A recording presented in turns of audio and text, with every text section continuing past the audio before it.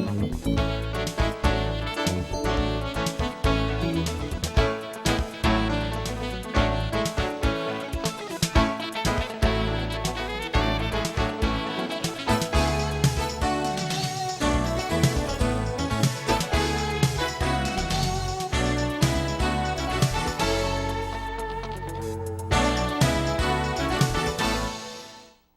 evening, I'm Marty Olson and welcome to another edition of City Focus. And tonight I'm absolutely delighted to have a real community asset, a treasure, as my guest, a gentleman who I'm delighted to call a friend, Mark Patnode. And Mark, I want to welcome you to the program. Thank you, thanks for having me. Good to be here. And for those of you who may not know, Mark is a noted local artist. He has his work displayed in a variety of places, Lyman Allen Museum, one of his haunts, a Camp Dog. I know he has his work displayed there as well. I don't know if you have anything up there at the moment, but I know you have had work up there. I do have two pieces there. Ken has been busy coming down to my studio and hand-picking things that he wants in there, not what I want.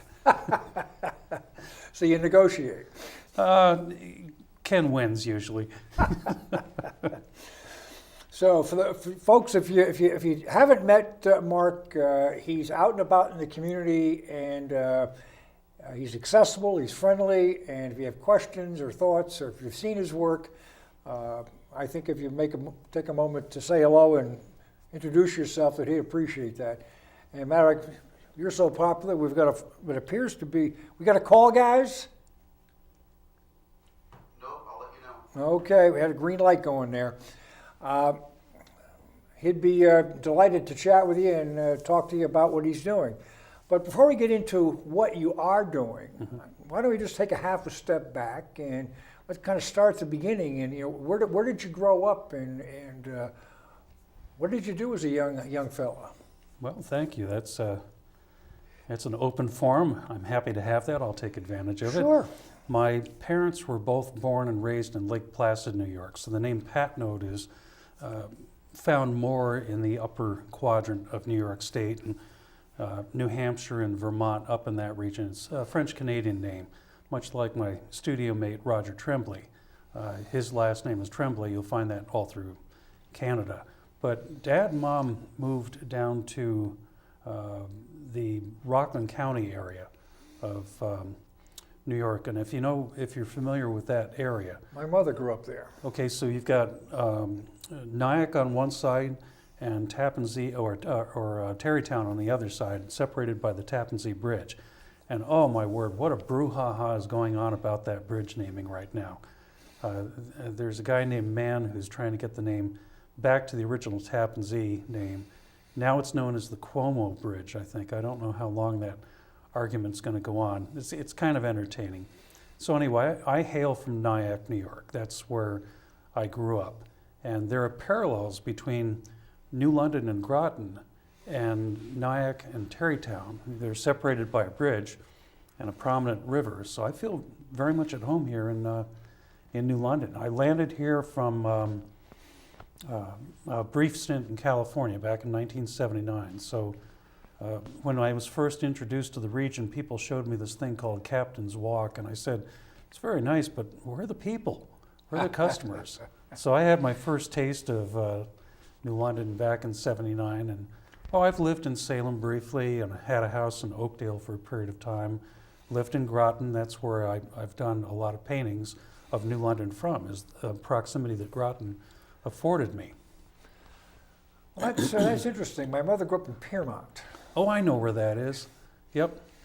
And that's, if you take Nyack and head south, there's Piermont, and then you've got Tappan, and then you cross over to the dark side down there, the city region. Well, I try to make a trip every year, and I have since 2001 during football season to West Point, and I always take the Tappan Zee Bridge and 9W up to the academy. I grew up going to things at West Point. We watched everything. Dad took us up there. Lacrosse, he was really heavily into lacrosse and hockey, but I watched football up there. I watched soccer. Randy Nelson, one of my classmates from Nyack High School, attended West Point, and he was a soccer star there. So we used to go up and watch him play. Now, when you were growing up, were there other things what other things did you do? Were you an athlete? Were you always into art? When did you develop this skill and interest that has taken you through adulthood? Always into art. In grade school, around 5th grade or so, I was always drawing. I was always doing things. And my mom was a huge encourager of that. And I had art teachers like Helen Hughes and Joe McDowell who encouraged me and thought that I had some talent. Marlene Kirby, one of the teachers, bought one of my pieces in high school. And I had gallery shows when I was still in high school. But candidly, when I was going for my Eagle Scout and wanted to do a community project, ended up doing a book drive, by the way, for Nyack Public Library. So hence the affinity that I had for New London Public Library and doing the book drive, so to speak, there. Well, I wanted to be a helicopter pilot. So Tony Casamano of Deck Air Helicopters had one of his men take me up for a ride in a Bell Jet helicopter. And I've got this wonderful stick in front of me, and you just tweak it a little bit like that, and it goes whop, whop, whop, whop, whop, over the side. So you got to be really gentle with it. But I was enthralled with that. This is when I was 13 or 14. So I had aspirations of being a helicopter pilot. But then as I got into high school and worked more and more in high school, it became more apparent to my teachers and myself that my proclivity really was towards the arts. So that's what I concentrated on.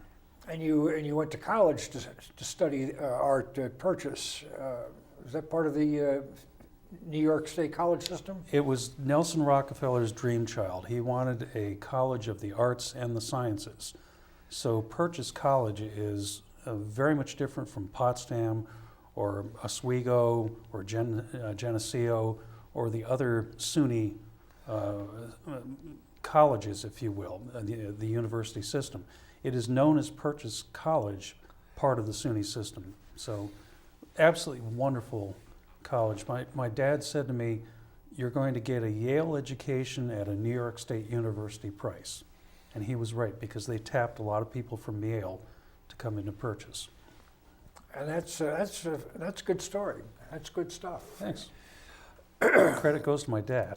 Well, you've highlighted your mom and your dad here in the early going of the program here. So needless to say, your parents have had a major impact on your life. Huge. I might as well tip my hand now. Sure. The tree series that's featured in the book here, and there's a huge story behind that. That was elegiac to my dad. My dad loved when I would do Lonesome Pine Trees. This is back in high school. I didn't like Lonesome Pine Trees too much. I liked Relational Trees. But anyway, the tree series is dedicated to his memory. We lost him in 2007. Huge influence on my life. I'm going to start on another series pretty soon, and that's elegiac to my mom and her husband. They have climbed all 50 high points in the United States. Holy smokes. And there's a plaque on Denali, which used to be known as Mount McKinley. There's a plaque in honor of them. They are the oldest couple to have climbed the mountain. So they have done winter and summer Adirondacks. They've done the White Mountains. They've done the entire Appalachian Trail. They've gone internationally and climbed. They're kind of well known out on the trail. Well, I'm going to be doing a series in commemoration of them, and look for an announcement on that on my Facebook page, probably September timeframe.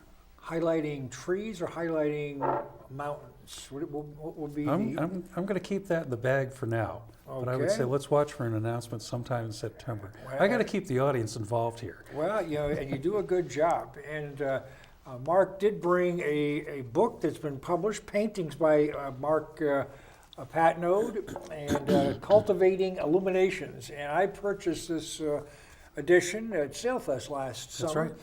That's right. And I think it's terrific. Perhaps there's some photos in there, or paintings, should I say, that you'd like to highlight and maybe explain the book. See if I can get this in front of the camera properly. This is all designed by Glenn Chaney of New London Librarian. It starts with vistas of New London, which I've done. These are all street scenes. I'm trying to highlight the beauty of the city. This is actually in one of these. This one's in the mayor's office right now. That came under Daryl Finizio, and Mike Passero has kept it there. Very, very wonderful support from the city and the legislators, including the present company. And then it gets into beyond New London. There's the tree series. This is what I was mentioning. So there's a series on the local foliage, the local trees. This whole effort was put together by Glenn Chaney of New London Librarian. And of course, when you purchased it on Bank Street at that time, Glenn had his tent set up for New London Librarian. He's an absolutely wonderful man who's not living in New London at the moment, but he desires to be here. He's making moves to be in New London, live here. And I celebrate so many people who actually live here, not just work here, but live here. You look at what Mel Fody is doing on State Street there. The Duart building, and he purchased the Barrows building across the street. He's also got a building down on very lower Bank Street. Mm-hmm. And he's working hard to get these buildings up and running and functional and very proactive. I live here and I do my art here. This is a wonderful city. I've enjoyed it for 20 years now. I moved here in 98. And the Griffiths Art Center has been absolutely huge. There's a wonderful situation. Sharon Griffiths not only lives in New London, but she runs the Griffiths Art Center, and that's a huge contribution to this city. Yeah. And she has some in-house artists that she'll bring in. That's right, international artists as well. Now, as part of your background that you provided for me, I mean, you have worked in, was it Bulgaria? So, I mean, I suspect that may have Sharon may have had an impact on that, or that.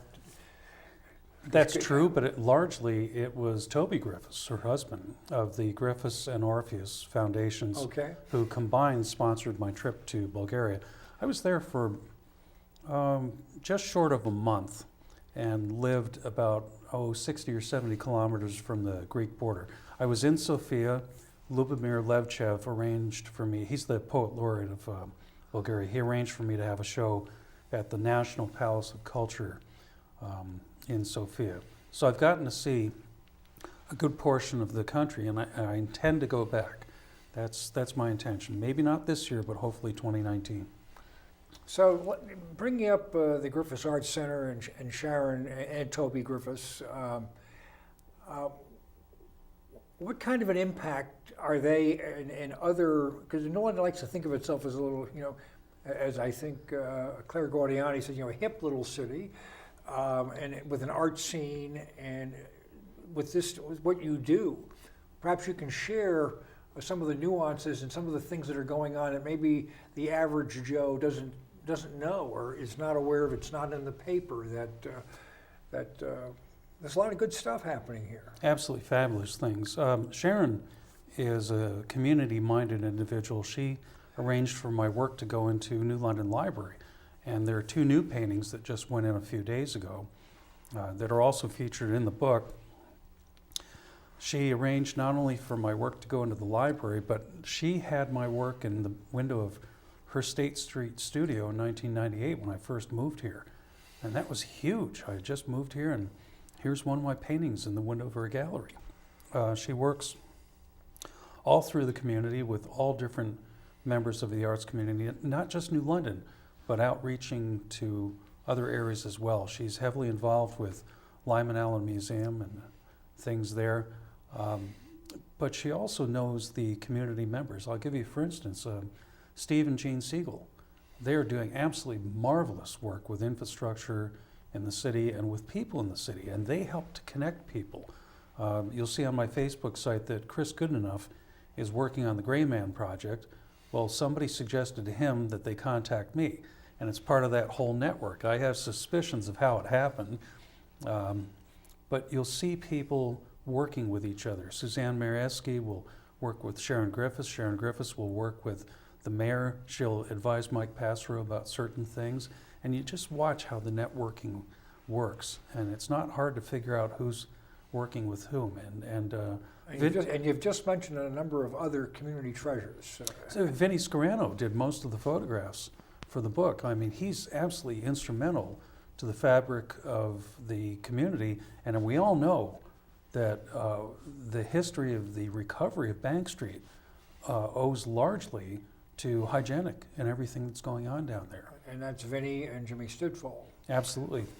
I don't see James involved as much He's these not days. been well, I don't think. But I mean, but from the beginning, saving the building. Oh, James and I go way back. Before I moved to New London, I knew James back in 1981. He and I worked together at the same company in Mystic. So he's probably the person in New London that I've known the longest.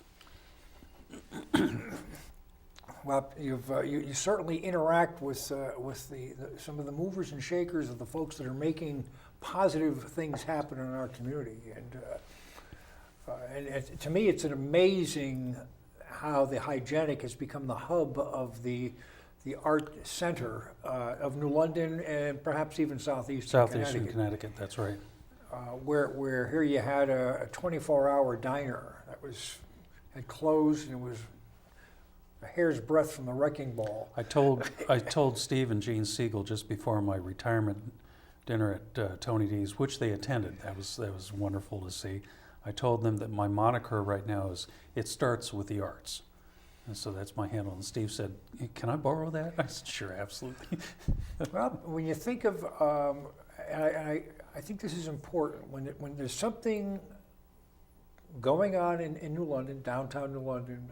People will come. They come to the opening of the Hygienic just was a week ago. When the Guards got something going on, people come. People come to Sailfest in the summertime. And we need to build on those positives. And one of the positives that's happened in this past year, and I know Mayor Passero is taking a lot of heat on this, the change of the parking situation on Bank Street. I'll be candid, he and I had a discussion before he came into office, and this was at Slater Museum during the Bulgarian-American exhibit that was hosted. And we got into a conversation, and we were talking about Bank Street and redesigning it. And he had a plan, and I said I had a vision too, and we shared thoughts. He has ended up doing exactly what our initial discussions were about. So I know he's been carrying that vision for many years. Now, there are a lot of people who are saying, okay, it's got to be diagonal parking. Well, the fact that we've gotten this far just to change the pattern is huge. So maybe the next step is to go diagonal. There are baby steps involved, and I'm sure there are people who have to be worked with, but I'll give it from a business owner standpoint. Sarah Monroe, who runs Studio 33, is absolutely ecstatic. She said, "Mark, you were able to get out of your car with your large stuff and bring it in here without risking your life, right?" And I said, "Absolutely." So it's a safer situation that accommodates pedestrians, and that's good for customers, and that's good for business in New London. Well, that's that's all good points. And again, you bring up Sarah Monroe, and another downtown business owner, and she works very, very hard. And I know whenever I have framing done, I always go to Sarah. She's the best in the area. I'm sorry, I'm You can give her a plug. That's fine. I think that's very, very appropriate. Oh, and Chris Amarsko, the cobbler, I know it's benefiting him as well. So maybe in the future we will see diagonal parking.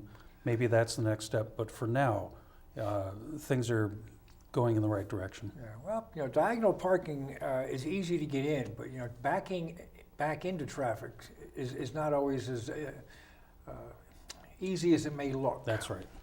So perhaps we may be well served as we are. And we just approved at the council level on Monday night the balance of this traffic plan for downtown that was part of this segment that you're alluding to here, this from Tilley Street to State Street on Bank. I think this whole program needs to be, at some point, fully integrated, because doing it kind of in a hopscotch manner solves a problem, but it also has been serving to create other issues That's right, yeah. behind it. So we need to look at all aspects, especially with the growth of electric boat on Pequot Avenue, because and I think that having the level of business and traffic that's generated there is terrific. These are the problems that we want, quite frankly. EB is tooling up. EB is going to be building vastly more submarines in the near future. So we can look forward to a boost in the infrastructure.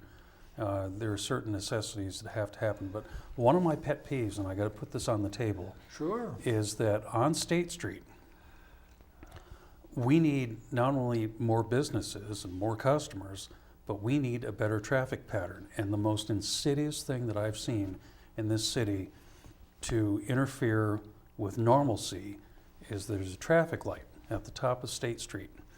And if you're turning right, you have less than 2 seconds to turn and try to make that left turn to go up to Camp Dog. It's absurd. It's I agree with you. absurd.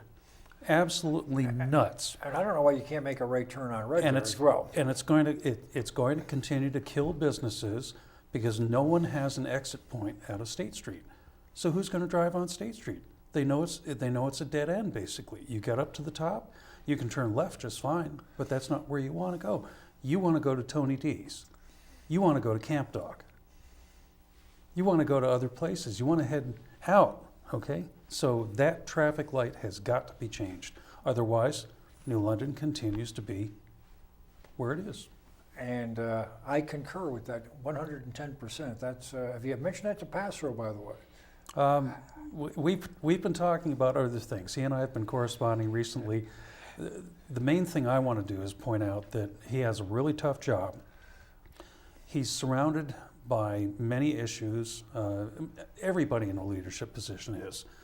But the one thing that we've got going for us is that Mike Passero is an Eagle Scout.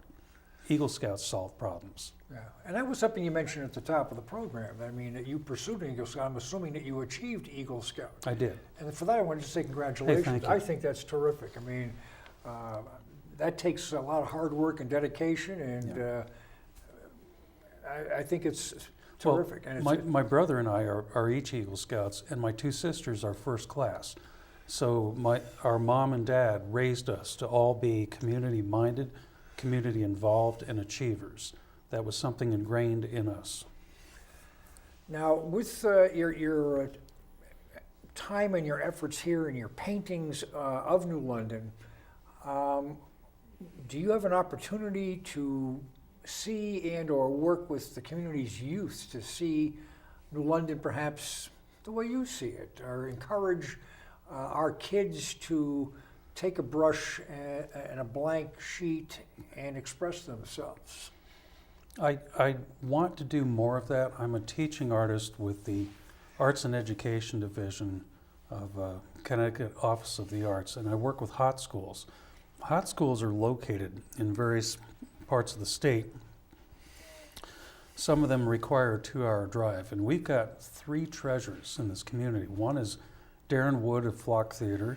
The other is Lana Burton of Continuing Dance Companion. I know I messed that up. And the third is a New London hero, and that's Dr. Roger Tremblay. All 3 of them are hot schools qualified teaching artists. I would love to see them in every one of the New London schools on a continual basis. I don't know if the PTA or PTO has funding for it, but I would love to see them at minimum doing things with Nathan Hale School. I would like to be involved in that as well, but Roger sees me kind of as a facilitator, and I agree with him. I would like to be working at the behest of other teaching artists and bringing the arts more into the school system and working in the capacity of being an advocate for that kind of activity.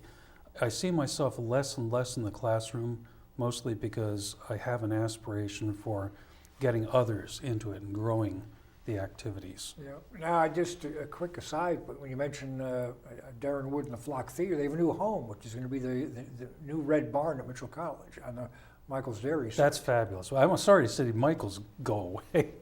I hope they're going to stay in business. Well, Is Michael's really, they're the gone? dairy will stay. But Okay, they, good. They took down the old barn. They're literally have the frame up for a brand new Good, new good. barn on site. But it was reported in the day that the Flock Theater will be basing their operations there. That's fabulous. And so Darren, I know, is very, very excited about that. So He should be. He's a treasure. Not just for New London, for southeastern Connecticut, for Connecticut itself. He's an absolute master at what he does. yeah. Now, perhaps you can help define, or what are these hot schools that you're outlining, so that our audience can more fully appreciate what's going on here and what your role is, as well as the others that you've outlined. Hot Schools is led by Bonnie Koba with the state. She's with Connecticut Office of the Arts. Amy Goldbass is not in that capacity. She's more in a private capacity, but she assists Bonnie, and the two of them run what's known as Higher Order Thinking Schools. Higher Order Thinking Schools has a 3-tier approach, and that is strong arts. When I use the moniker of it starts with the arts, I get that ostensibly from Hot Schools, which is strong arts, integration of the arts, and democratic practice. So when a school system goes to be a hot school, what they're doing is starting with the recognition of strong arts coming into the school, working with the curriculum, integration of those arts with the curricular process, and then democratic practice. We pretty much hand it over to the students who really develop the vision for the school. With the hot schools, it's really the students running the schools, empowered by how we're facilitating all the aspects, the key components. If Nick Fisher were here right now, he'd be talking about multiple intelligences, Renzulli's principle, Bloom's taxonomy, and that sort of thing, how each of them fits in to the hot schools philosophy. Well, I know that when I was trying to coordinate time to get you into the studio, and we had you a few weeks ago, but you weren't feeling well, so I'm glad we were able to get you back in so quickly. Oh man, it came and it left, and then it came back again. I think there are so many of my friends who've had the same malady. Yeah. But my point is that before that date that you were anxious to discuss and talk about this hot school program and the benefits thereof, and Nathan Hale School. So I'm glad that we've had that chance to bring that out and Good, yeah. Make sure that it doesn't get left in this pile of paper here. Now, you have also displayed your work, and you've been all over the States. You've been in different parts of the world. I mean, see, as much as you've got your roots here, and you do a lot of local work, you work everywhere. I go where I'm invited. And you have also done work with former Senator Lieberman, as well as former Governor Jody Rell. So perhaps you can highlight some of these opportunities that you've had and what you've done. I have to start by giving credit to Hygienic Galleries again. I have to go back to that because Urban Artists Initiative was a statewide program, and the last installation of its efforts was the combination of New London and Norwich. That was the last of the 10 cities to be involved in the program. And Hygienic hosted many of the activities down there. And I learned so much about marketing aspects as an artist from them. So they're the ones who really got me involved in going after Urban Artists Initiative and becoming an alum of that facilitation. And through that, I became Hot School's teaching artist. Through that, I met Tamara Dimitri and so many others at the state level, and opportunities just blossom from that, because once you start the networking process and people understand where you're coming from and where you can fit in and what the opportunities are. Well, it started with Hygienic. It took me to the state level. Now it's got me to Washington, D.C. I've got a painting that the CNO requested and flew down, and it's now installed in his private residence.